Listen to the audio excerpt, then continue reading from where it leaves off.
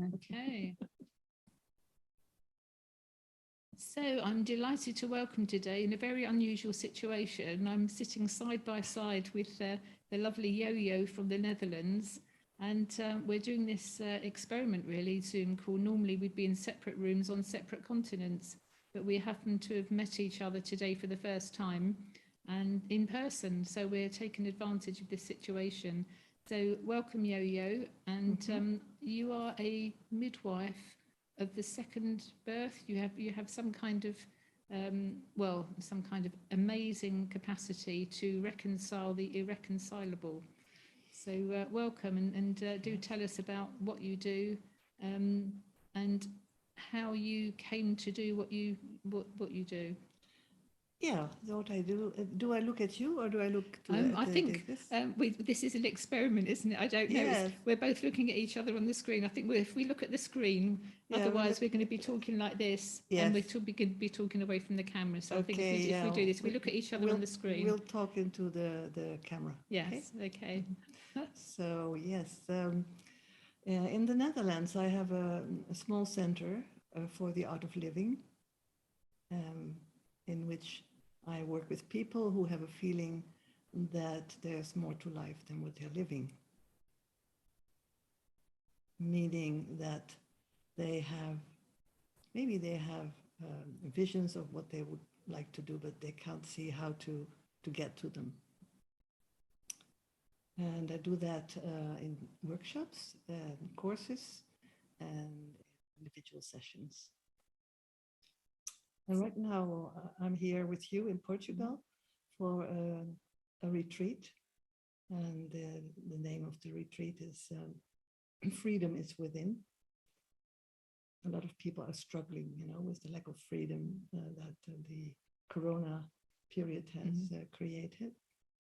And we are sort of having a look inside and see how, for instance, a person like Mandela has been in prison for I don't know how long, and he said he never felt unfree. Okay, so the retreat that you've just spoken about, it was a 10-day retreat, I believe, and it links with your course called Flowering, and the thing about awakening from within. The answers are all within us, aren't they? The answers to life, the meaning, our purpose, etc.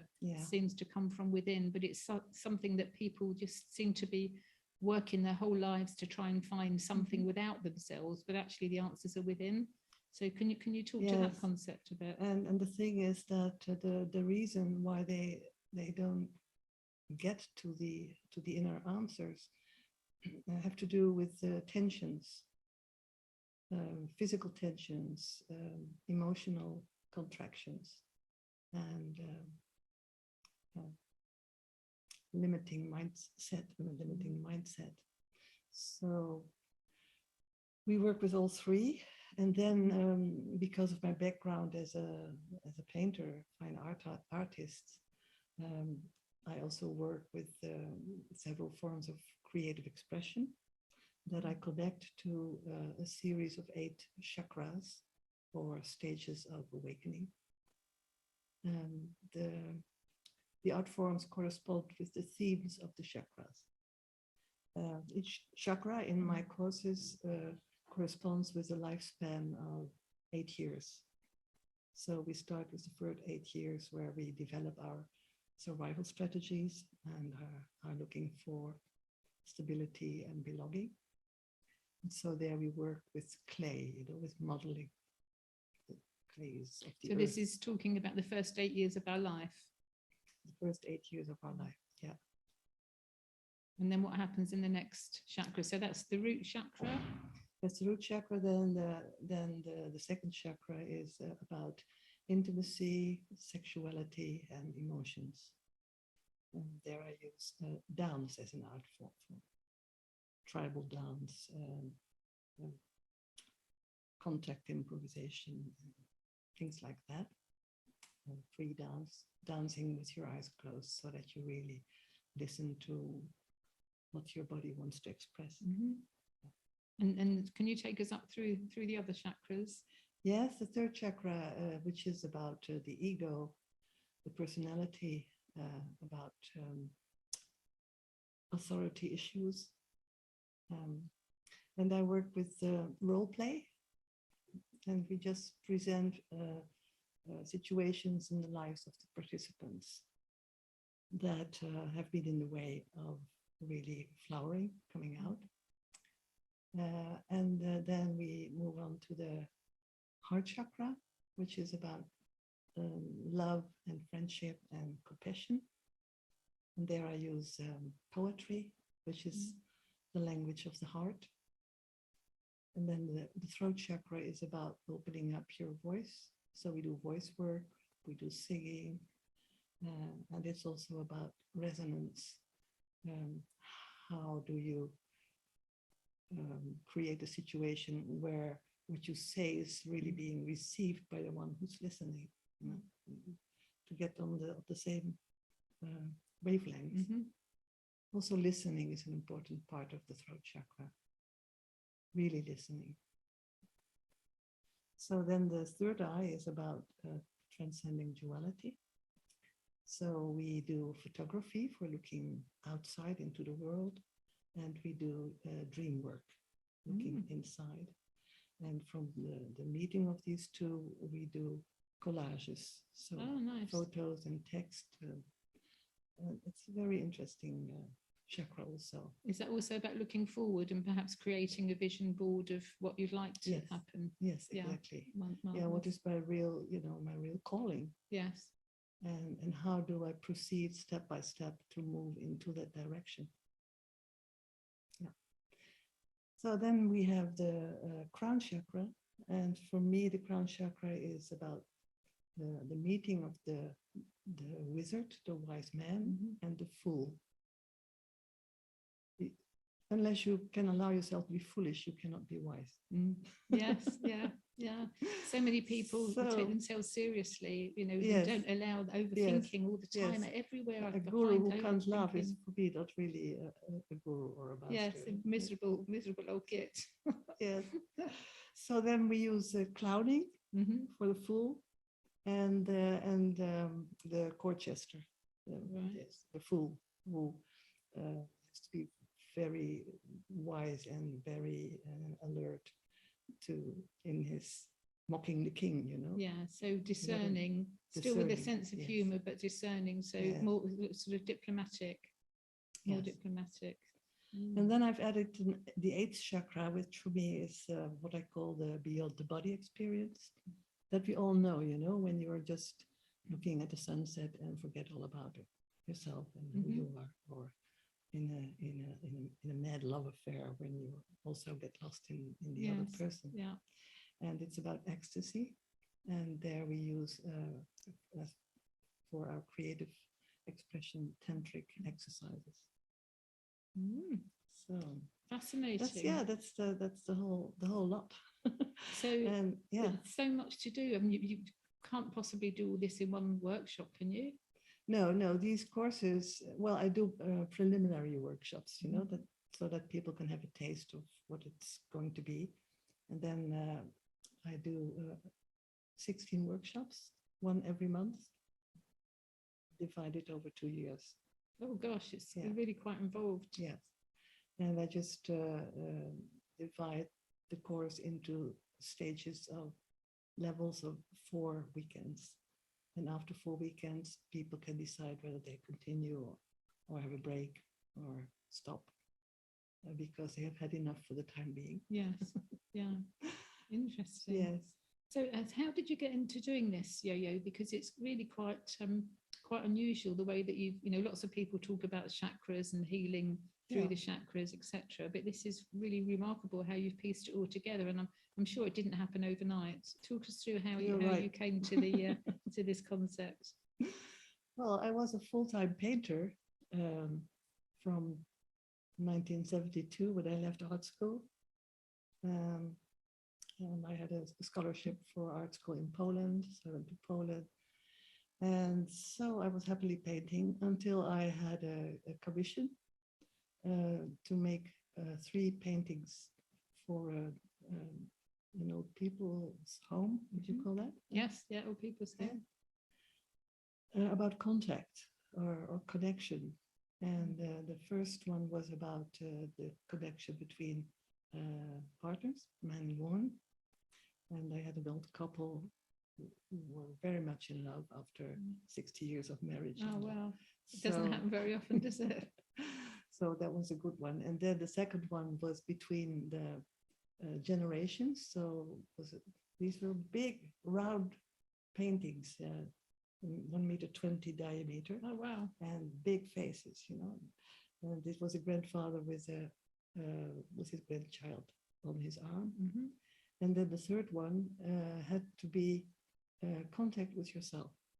So the inner connection. It was an old man's face, all wrinkled, with a pair of old glasses that were sort of, a bit wonky. Yes. And I had a nice model, a fisherman for that, who was really beaming and had bright blue eyes. So it was an inspiring model, but somehow I didn't get, what I really wanted it to be, this total feeling of being okay with yourself, being totally stuck as a bug in a rug, with yourself. Yeah, comfortable in your own skin. Yes.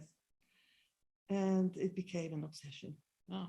I had been working on it for 3 months, and it still wasn't what it should be like. And I came to the conclusion that if this wouldn't work, then I might as well stop painting because oh, wow, nothing to tell. Yeah. And then I saw a television program in which a famous psychiatrist was being interviewed. Shall I put out no, it's fine. No, Is no, it okay? Fine, yes, yes, okay. So he came just back from India, where he had met a guru by the name of Osho, Bhagwan Osho, Sri Rajneesh. I'd never heard of him, but the way he was telling about his experiences there and the workshops he'd done, and the depth of his being that had been explored there, that I just cranked up my ears. And also how he answered the slightly cynical questions of the interview. So I became curious, and he had written a book about his experiences there, Original Face, it was called, A Way Back Home. So the moment the book came out, which was a week later, I bought the book. I just finished it in one night, and I booked a flight to India. Wow, goodness me. Divine timing. They say that when the student is ready, the teacher appears. That's remarkable. Yeah, this was a typical example of that, what you're saying. Yeah. So I went there, and my luggage didn't arrive in Bombay. I only had my shoulder bag.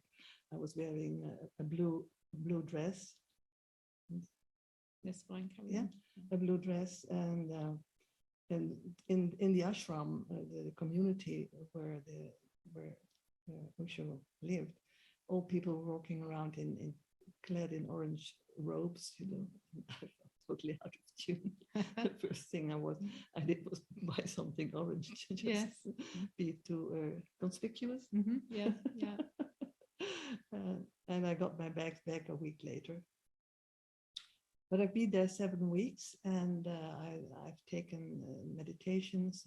He had developed a kind of meditation particularly suited for people from the West who are very much in their heads. Yes, yeah. So they called it the dynamic meditation, and it's a meditation where you first just pump up your breast like that. Right.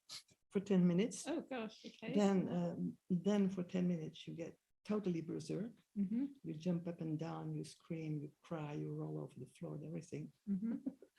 After that, you have 15 minutes. You jump up and down for 10 minutes, and landing on your heels and saying, who, Oh, to ground gosh. yourself. That would crucify my back. I couldn't do that. And then you stand still for 15 minutes, immobile. Hmm. Well, in India, it's pretty hot, you know. So Yes, yeah. by the time I was standing still, the sweat was dripping from my body. I was Mm, standing in a puddle of my Yeah. own sweat. yeah, nice, lovely. And I said, I'm not going to do this meditation anymore. I went to the one who was guiding the meditation. Said, this is too much for me. Yeah. I said, what happens? Well, I become dizzy Mm. and sweating. He said, well, the only thing you have to do is double your speed, Oh, make it worse for yourself. because this is just resistance what you're feeling. Okay, So I did, and indeed and it worked. it worked. Wow. Yes. Wow. So apart from these meditations and the workshops I was following, there were lectures, Hmm. and we were in a big hall with about 2,000-3,000 people. Oh my goodness. Mm. And this is And this he is was Osho. alternating between talking in Hindi and Yeah. talking in English. Wow.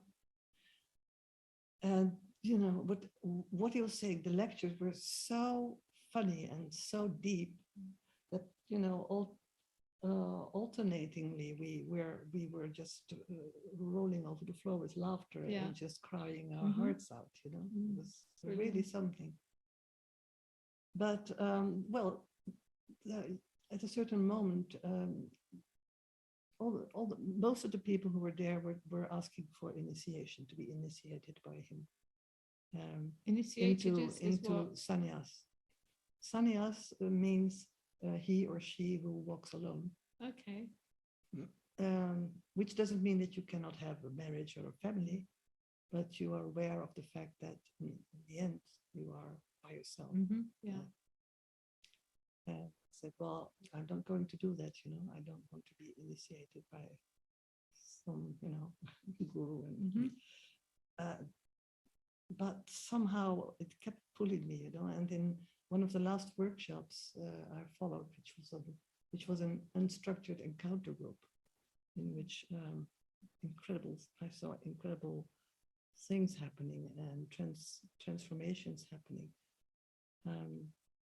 I looked at the Englishman who was guiding the group, and we were all naked, you know, in the group. Oh, what, We were 2,000, 16 people, 3,000? Oh, 3 okay, days, so for in 3 days. right. And I saw the leader just look at Osho's photo in the group. It was a big photo of Osho. And then he had a tiny smile, and then he just said something to someone, and immediately something happened. It was magic. It was miraculous. And so in the end, I said, well, I don't know what it's good for and why I should do it, but I have a feeling that it would be good to ask for sannyas, which I did. And he, in the ceremony, he touched my third eye. And that was the first time I looked into his eyes. It was the first time that I was totally speechless. I like talking, you know, totally speechless. He asked if I had a question, and my head was totally empty. I could only laugh and cry and cry and laugh. And that was the beginning of a shift in my life. That has in the end resulted in what I'm doing now. Wow, gosh. So Yeah, so I came back to the Netherlands, and I picked up where I left with the painting. I was invited to take part in a European exhibition for oil painting, and in Brussels, and I won a first prize Oh wow. with that painting. So you finished that. You finished the one. And with I the finished man. it in 1 month. Yeah. Wow. Wow. Inspirational. So that's when I decided to start teaching painting. So I had my painting workshops, and it was nice to do. It was a challenge, but I really liked doing it. But I saw that most of the participants were sort of, what do you call it, contracted, cramped. Yeah, You know, stiff. they wanted it to be a Rembrandt right away. You know, Okay. and so, in an impulse, I just decided that we start by massaging each other's shoulders and Mhm. neck and head before we start doing anything. And the difference in what came out was so striking that I became interested in the relationship between creativity and relaxation. And so I enrolled for a course on deep tissue massage, postural integration, in which you work with the contractions in the body and stretch them and allow emotions to come out. And when I went to the demonstration of this course, I saw amazing things happening, you know, in 1 hour in a person. So I was totally motivated to do that. By the way, in Pune, in India, where I was with Osho, I had heard for the first time about this course, this method. And this was 7 years later. Mhm.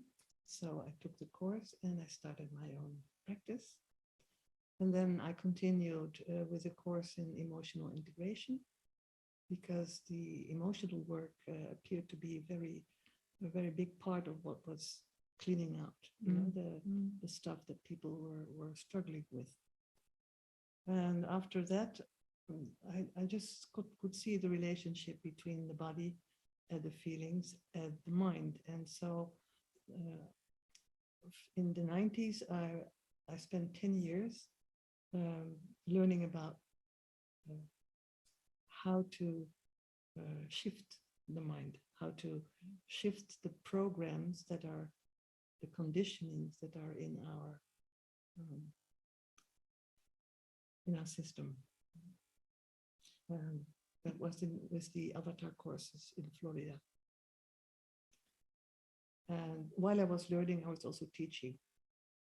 But the Avatar organization was sort of rigid in a way that you could never alter anything about how you presented the course and the wordings, and it just in the end it went against my creative freedom, you know. Yes, yeah. So around the century, the turn of the century, I decided to say goodbye, farewell to this group where we had yearly meetings of thousands of people coming together in big ballrooms from all over the world. It was an interesting and very inspirational period, those 10 years. But I decided to just start on my own and combine what I had already learned about the body and about the feelings with the arts and what I had learned about mind shifting. So this is where I started around the turn of the century, and I have been continuing on till this very day, and I'm 78 now. Yeah, absolutely. Look amazing. Absolutely, it's becoming more and more rewarding. Yeah. In getting older and having your life experiences and meeting all your students as teachers, you know, because they are mirror images of aspects of yourself that you maybe haven't dealt with yet. Yeah. Yeah. So it's a continuous learning and a continuous feast of recognition and opening up and laughter and silliness and going deep. Yeah, brilliant. Being silly and going deep at the same time seems to Yes. be a contradiction, but that's how it happens, isn't it? Yeah, absolutely. And also the gross and the subtle, connecting the gross and the subtle is very important in this work. Yeah, wonderful. Yeah. You mentioned Osho, and I'd never heard of him until recently, and he keeps on and on cropping up. And a friend of mine is reading his work, and he sends me some wonderful quotes from page this, line that, paragraph such and such, and it's really lovely. He's in his 40s and he's sending me readings and teachings from Osho, which is really quite nice. And I had no idea that you'd actually met him and been sort of welcomed into this thing. No, I didn't. No, it's fascinating. A nice surprise. Yeah, and he'll be thrilled to know that he knows somebody that's actually been touched by the hand of Osho. So how cool is that? And I'm sure Carl, you'll be delighted when you hear this recording as well that you mentioned, and it's exactly what your mum's been guiding you in all these years. So that was for Carl. That was for Carl, that mention, of course. Yes. And well, many people who had been with him and came back to Europe, they started communes. Yes. But I had a dog, and dogs were not allowed in the communes. And so I decided not to go into a commune, stay on my own. And I've never regretted that. Wonderful. Yeah. And here we are in Portugal, and you've just run a 10-day retreat for people, and they're going off now and assimilating what they've learned in their life, and your teachings, as you say, they end up being teachers as well, because in their way they end up spreading what they're learning from you, and it's very rewarding when you see that. It must be fascinating. Absolutely. So what guidance would you give? Oh, one thing you mentioned, that when you were with when you were at Osho's place, in this workshop with 16 or so people, you were all naked. What's that all about? Why were you naked? Well, one of the things that he was pointing at was that we have all been indoctrinating in the West, basically also through the religions. That there's something wrong with parts of our body. And this is one of the reasons why in many people the life energy cannot flow through the body unhampered. Right. So it's being oppressed in the pelvis. Yeah.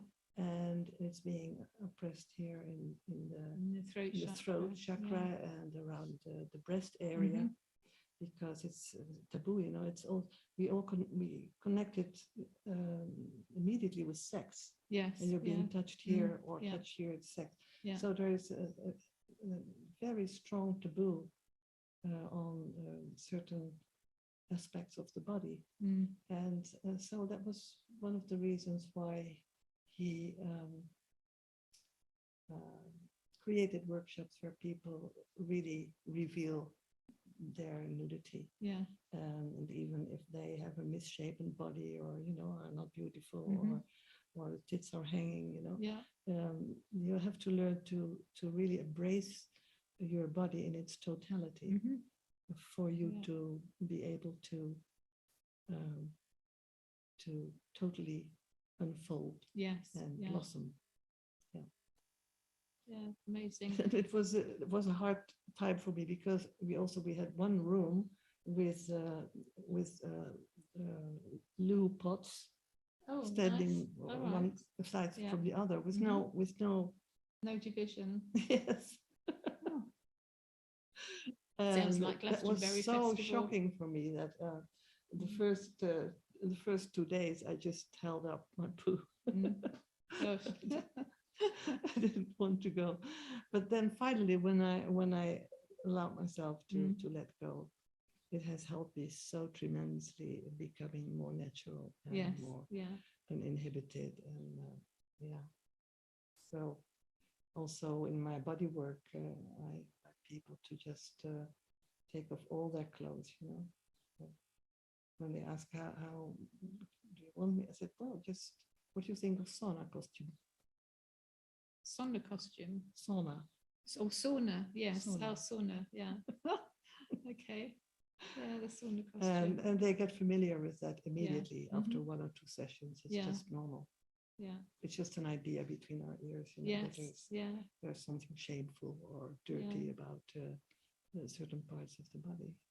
the limiting beliefs we have that we're not born with, of course, that we're conditioned in our early years, aren't we, to all kinds of nonsense, Yes. really, and it's from other people. Yeah. I grew up in the first, probably till I was an early teenager, believing that my ears stuck out. Yeah. And for years, I read a book with my hands over my ears like this. So my elbows would be on the table, and I'd be reading, because my nan said to me, I told her, nobody else knew, my parents didn't know about this, and Nan said to me, well, put your ears back, and then eventually they'll stay back.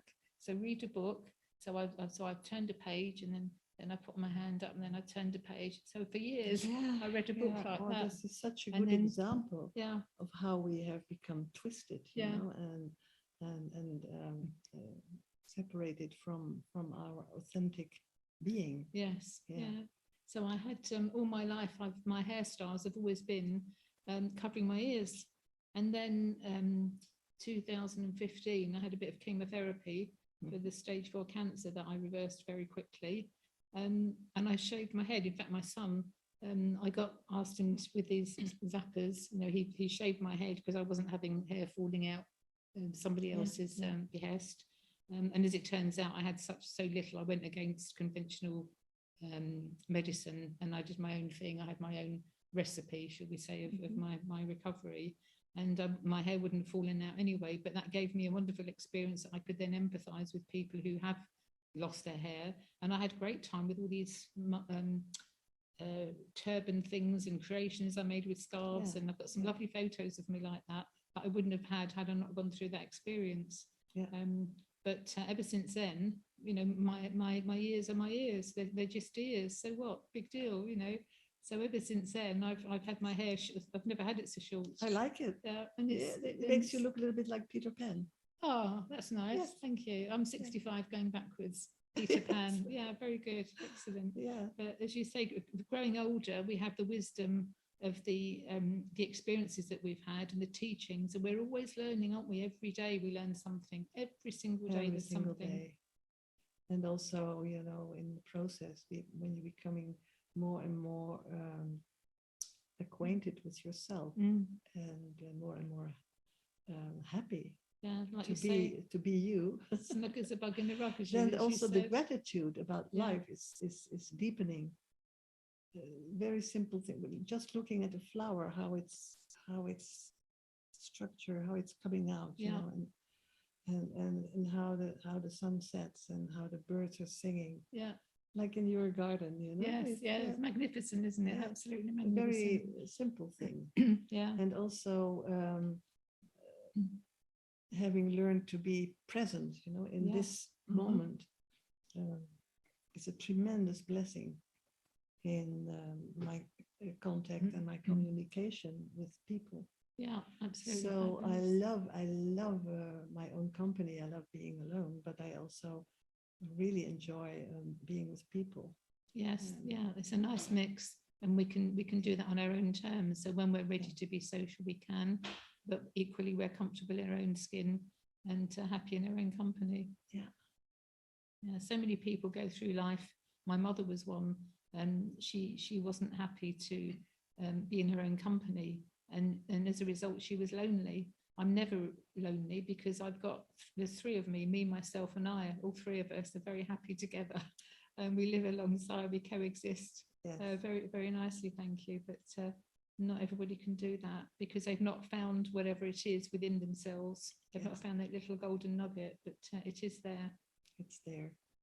And it's such a miracle if you can help other people to bring that self to the surface. Yeah, absolutely. Yeah. So how do people find out about your retreats, Yoyo? How do they find you? What's your website address? My website is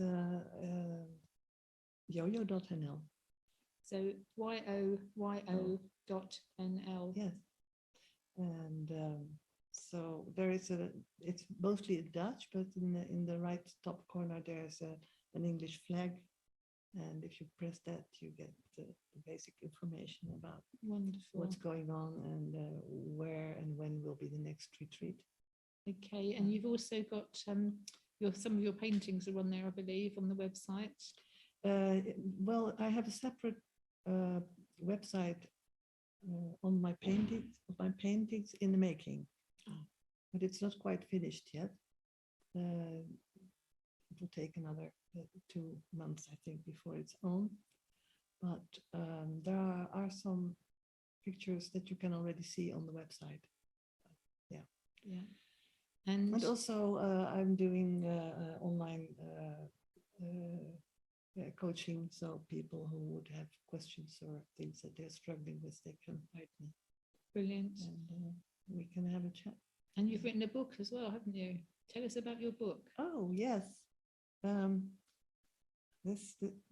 book started when I was just on my way, just with the center that I'd started 2 years, and then it took me 7 years to write the book. And the book is basically, it was growing with the unfolding of the flowering course. And so it's about these 8 stages of awakening. Mhm. And next to that, it's kind of a biography, Yes. autobiography, in which people can follow me on my life's path. And the translation also took me some 7 odd years, but it's just finished. And it's not yet launched, but people can order a PDF of the book through my website, with the illustrations of my paintings in it. Wonderful. Yes. Wonderful. So it's already out there in Dutch, and it's going to be available in And English yes, shortly. yes, the title is Sacred Shit. Sacred Shit. Yes. Maybe it Wonderful. needs an explanation. The subtitle is Food for Unfolding. And it's a metaphor of the lotus that is getting its food out of the mud, out of the dirt, out of the shit, and transforms it into beauty and purity. And in the same way, we can learn to transform the shit of the world into beauty and unconditional love. Wonderful. Yeah. Wonderful, wonderful. And lastly, your name, Yoyo. You weren't born Yoyo, were you? Or were you, perhaps? No. I have been given a name by Osho. My name was Else. I used to be someone else, which is short for Elizabeth in Okay. Holland. Else. You would say Elsa, maybe. Yes. Yeah. And Osho said Else comes from the root El or Al, which means God. And he gave me the name Prem Else. Prem is love. Ma Prem Else. Ma is mother. Prem is love, and Else is God. So Mother Goddess of love. Oh, wow. So then in the 90s, when I had another breakthrough, I thought I'd rename myself. And my second birth name is Joanna, Yoanno. Okay. My mother gave me that name. She was listening to a radio program during the war. She was pregnant with me in 43. And there was a writer, an author, who was telling about his beautiful wife with whom he had been married for 50 years. And he said she has a very romantic name. You have to pronounce it in a particular way. You just pout your lips as if you're going to kiss someone, and then you spread your lips into a beautiful smile. Joanna. Oh, I see. Joanna. It's a nice Joanna. smile. Yeah. Joanna. Joanna. Yes. And my mother was a romantic, so she gave me that second name. Okay. And then I told a friend that I had chosen my second birth name for the future. And then she said, I think it's a bit serious, that name. Yeah. Why don't you just shorten it to Yoyo? And that clicked, you know. For me, the Yoyo, it's a toy, you know. Yes, And for yeah. me, it's a symbol of dealing with the ups and downs of life Yeah, in a playful absolutely. way. Very good. Absolutely fantastic. So yoyo.nl. Yoyo's been a pure delight meeting you and speaking with you today. Thank you so much.